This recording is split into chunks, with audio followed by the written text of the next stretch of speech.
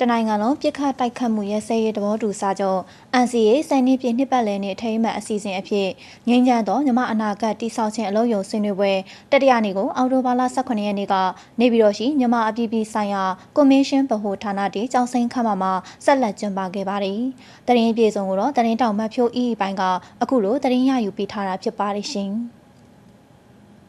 တနိုင်ငံလုံးပြစ်ခတ်တိုက်ခတ်မှုရဲစဲရေးသဘောတူစာချုပ် NCA စံနှင်းပြည့်နှစ်ပတ်လည်နေ့အထိမ်းအမှတ်အဖြစ်ငြိမ်းချမ်းသောမြမအနာဂတ်တိဆောက်ခြင်းအလုပ်ရုံဆွေးနွေးပွဲတတိယနေ့မှာတော့ NCA စံနှစ်တာကာလအတွင်းငြိမ်းချမ်းရေးလုပ်ငန်းစဉ်အကောင့်ထည့်ဖော်နိုင်မှုများအောင်မြင်မှုများနဲ့သင်ခန်းစာများကိုသုံးသပ်ခြင်းဒိုင်းသားလက်နက်ကန်အဖွဲ့အစည်းများပြန်လည်စုံလင်စွာပါဝင်လာနိုင်ရေးနဲ့ငြိမ်းချမ်းရေးလုပ်ငန်းစဉ်အတွက်စင်ခုံမှုနဲ့ပြဿနာအကြောင်းအရာများအပေါ်ရေတိုရေရှည်ဆောင်ရွက်နိုင်မယ်နည်းပြများဖော်ထုတ်ခြင်းခေါင်းစဉ်များနဲ့ဆွေးနွေးခဲ့ကြတာဖြစ်ပါတယ်NCA 10နှစ်ပတ်လည်အတွင်းမှာပေါ့နော်ပြန်လဲသုံးသပ်ရမယ်ကိစ္စတွေ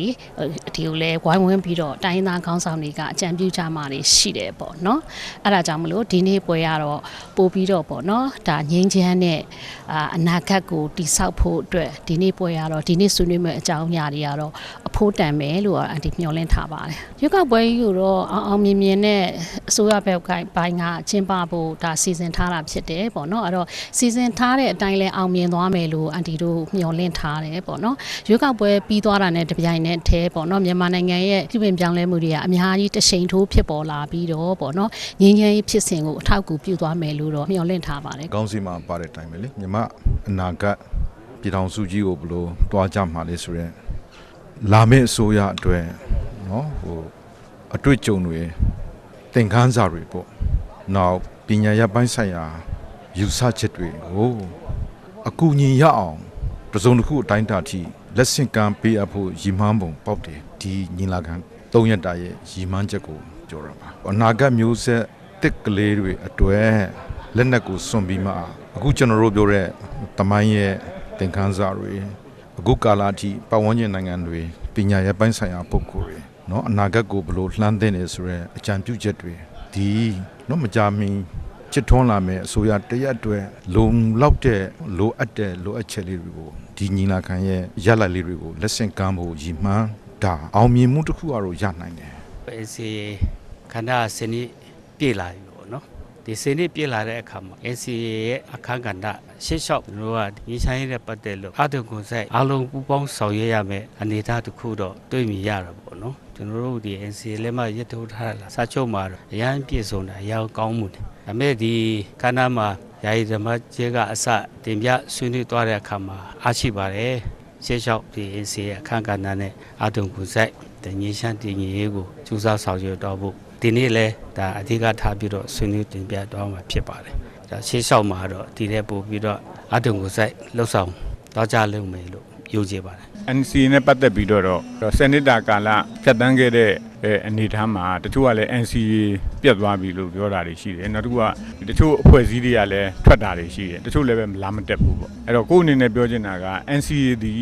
တက်မတော်တစ်ခုတည်းကဆောင်ရွက်ခဲ့တာလည်းမဟုတ်ဘူးနောက်တစ်ခုကလည်းနိုင်ငံတော်အတွက်เนาะဒါလိုအပ်ချက်တစ်ခုအနေနဲ့ငြိမ်းချမ်းရေးလမ်းကြောင်းပေါ်မှာငြိမ်းချမ်းရေးခြေလှမ်းတစ်ခုအနေနဲ့ဆောင်ရွက်ခဲ့တာဖြစ်တာပေါ့ဒါဖြစ်တဲ့အတွက်ကြောင့်မလို့ NCA နဲ့ပတ်သက်တဲ့အပိုင်းမှာတော့နောက်မှလည်းပဲမလွဲမသွေဆက်လက်ပြီးတော့ရှောက်လန်းနေရမှာပဲဖြစ်တယ်နောက်တစ်ခုကဒီဖွဲ့စည်းပုံအခြေခံဥပဒေနဲ့ပတ်သက်တဲ့အပိုင်းမှာလည်းပဲတချို့ပြင်ဆင်နေဆိုတဲ့အခန်းကဏ္ဍတွေက NCA မှာပါပြီးသားပဲအဲ့တော့ဆွေးနွေးပွဲရလဒ်တွေပေါ်မှာမူတည်ပြီးတော့ဖွဲ့စည်းပုံအခြေခံဥပဒေပြင်ဆင်ရေးအထိကိုပါဆောင်ရွက်တဲ့ဒါစာချုပ်တစ်ခုဖြစ်တာနောက်တစ်ခုကလည်းပဲမြန်မာနိုင်ငံရဲ့ငြိမ်းချမ်းရေးဖြစ်စဉ်ဒီ NCA ကမဖြစ်မနေအကောင့်ထဲပေါ်ရမယ့်ဟာဖြစ်တယ်နော်အဲ့ဒီမှာလည်းပဲငြိမ်းချမ်းရေး process အပြင်မှာဒါ road map ပါကိုထည့်ထားတာထည့်ထားတဲ့ခါကျတော့အဲ့ဒီဟာလည်းတိုင်းလက်နက်ကိုင်အဖွဲ့အစည်းတွေနဲ့တက်မတော်နဲ့ဆောင်ရွက်တဲ့အပိုင်းတွေမှာလည်းအများကြီးလောက်ရမယ့်အပိုင်းတွေထည့်ထားတယ်ထည့်ထားတော့ဒါကြောင့်မလို့NCA ဒီမြန်မာနိုင်ငံငြိမ်းချမ်းရေးဖြစ်စဉ်မှာနောက်ဘယ်ဆိုးရပဲတက်တက်